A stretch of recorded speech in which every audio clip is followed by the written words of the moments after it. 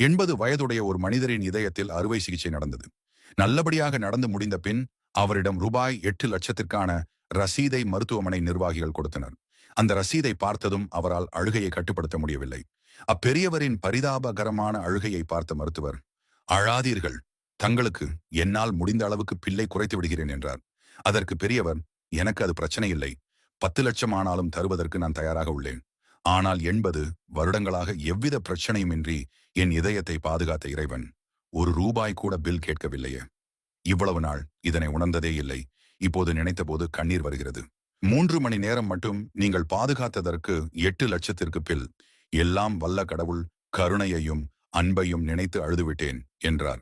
எந்த எதிர்பார்ப்பும் இல்லாமல் எப்பொழுதும் நம்மை கண்ணும் கருத்துமாக பத்திரமாக பாதுகாப்பவர் இறைவன் மட்டுமே.